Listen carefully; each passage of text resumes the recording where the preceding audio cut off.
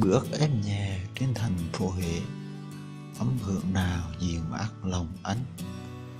Áo trắng về đâu cho anh được về cùng. Đó là lời mở đầu của bài hát Thành Huế chúng mình thương của nhạc sĩ Hoàng Song Hương.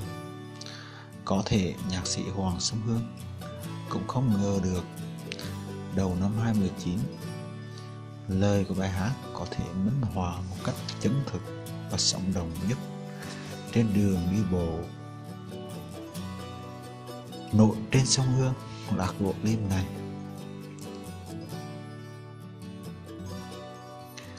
Đường đi bộ nổi trên sông Hương Lạc Gỗ Lim được khánh thành vào ngày 15 tháng 1 năm 2019.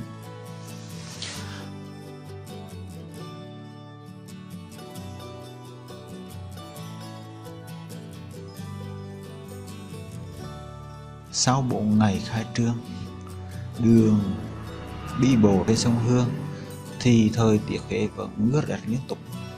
Rất nhiều người dân địa phương, du khách chưa thể đến check-in, selfie, đi dạo ngắm cảnh thoải mái được. Hôm nay, ngày 20 tháng 1 năm 2019, trời quang mây tạnh nên không khí tại đường đi bộ sông Hương tấp nập sôi động trở lại. Rất nhiều loài hình du khách và người địa phương đã đến đi dạo ngắm cảnh trên đường đi bộ này. Đầu tiên là các bạn trẻ đến đi dạo, check-in, selfie.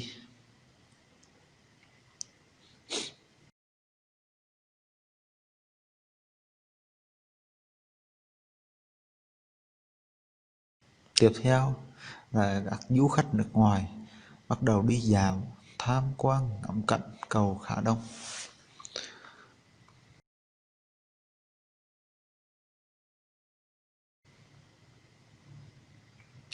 Một số gia đình sau một tuần lao động vất vả cũng cùng nhau dẫn con cái ra cầu phố đi bộ nổi trên sông Hương Lạc Gỗ Lim này để ngắm cảnh, thư giãn. Đúng vậy, còn gì thư giãn và thơ mộng bằng trải những bước chân trên đường cầu đi bộ được lát bởi gỗ lim quý hiếm và sang trọng, giữa không khí thiên nhiên sông nước giao hòa trên dòng Hương Giang thơ mộng, để nắm cảnh vật nên thơ, không khí trong lành trên mặt nước sông Hương lấp lánh, bên các chiếc thuyền rồng nhẹ trôi xuôi ngược, giúp ta như sống chậm lại sau một tuần hối hả vì mưu toan cuộc sống. Đến đây ta còn nghe được những âm thanh ca Huế vang vọng dập dìu như những con sóng sông Hương.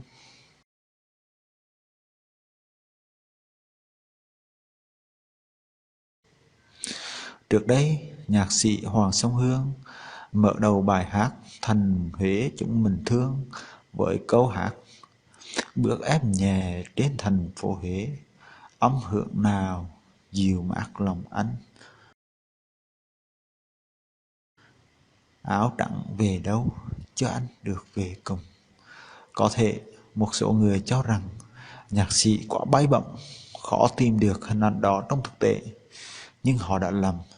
Hình ảnh đó có thể minh họa rất thực qua bước đi tại cầu phố đi bộ Lạc Gỗ Lim trên sông Hương này. Thưa quý vị và các bạn, Việt Nam nói chung và Huế nói riêng có nhiều tiềm năng để phát triển du lịch rất lớn. Tuy nhiên, mức độ phát triển và doanh thu của ngành công nghiệp du lịch đóng góp cho ngân sách vẫn còn hạn chế. Nguyên nhân theo chủ quan của Hiền suy nghĩ là do khả năng quảng bá về hình ảnh và cách làm du lịch của chúng ta vẫn còn nhiều bất cập, chưa hiệu quả.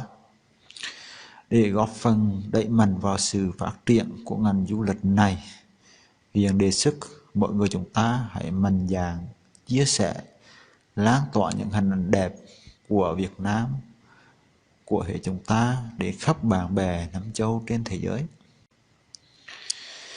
Theo phát biểu của đồng chí Chủ tịch Ủy ban thành phố Huế tại lễ khánh thành, dự án cầu đi bộ Lạc Gỗ Lim trên sông Hương là một thành phần của dự án quy hoạch chi tiết hai bờ sông Hương và dự án thí điểm, là một dự án được thực hiện từ nguồn tài trợ không hoàn lại với số vốn 6 triệu USD. Tiếp theo, dự án điều chỉnh quy hoạch chung thành phố đã được tài trợ của chính phủ Hàn Quốc và vốn đối ứng của Ủy ban Nhân dân tỉnh Thừa Thiên Huế, Ủy ban Nhân dân thành phố Huế.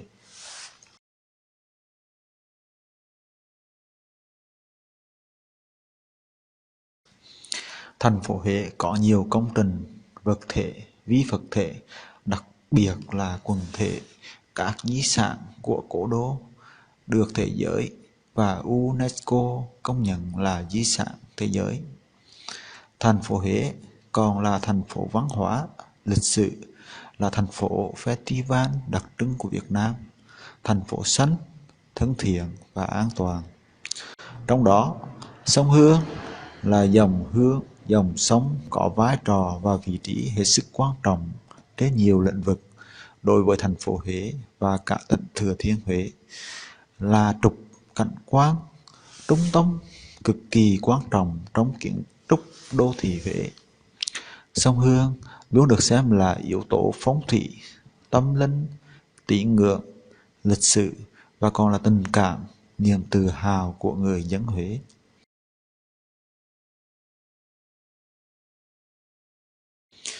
Dự án thí điểm bao gồm các hạng mục như xây dựng bến thuyền, sân khấu biểu diễn ngoài trời,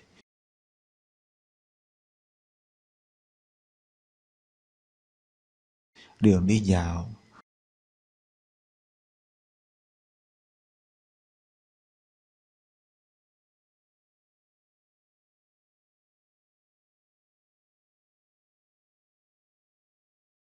bãi đỗ xe, vân vân.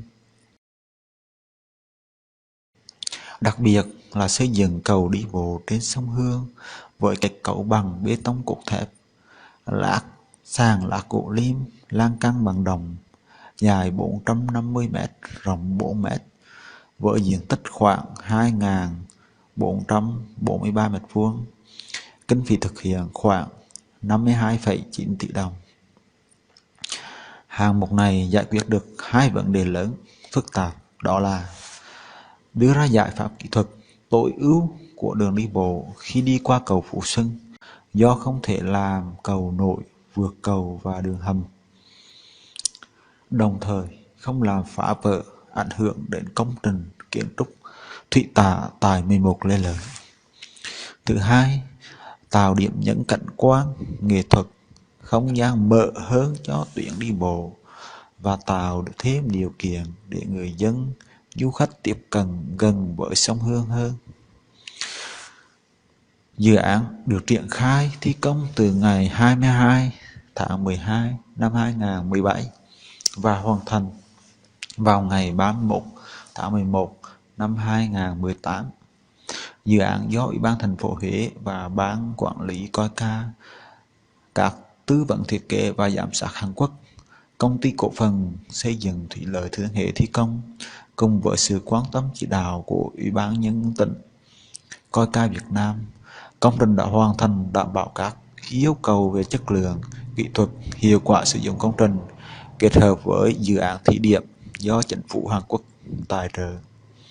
Thành phố Huế đã nỗ lực dành một phần ngân sách để đầu tư, giao cho Trung tâm Công viên Cây Xanh Huế làm chủ đầu tư, chỉnh trang hệ thống các công viên Tử Tượng, công viên Lý Tự Trọng, trước sân trước bia quốc học, đường đi bộ Nguyễn Đình Chiểu, đường đi bộ dọc sông Hương, Trong công viên Lý Tự Trọng với chiều dài 1,4 km, diện tích lác đác khoảng 14.760 m2 với tổng kinh phí trên 25 tỷ đồng và được xem là một công trình hạ tầng sử dụng vật liệu hợp lý, có chất lượng cao, mỹ thuật và tinh tế nhất trên địa bàn thành phố Huế và tỉnh hiện nay, tạo nên sự kết nối gần như toàn bộ hệ thống các tuyến đường đi bộ dọc bờ sông phía nam thành phố Huế.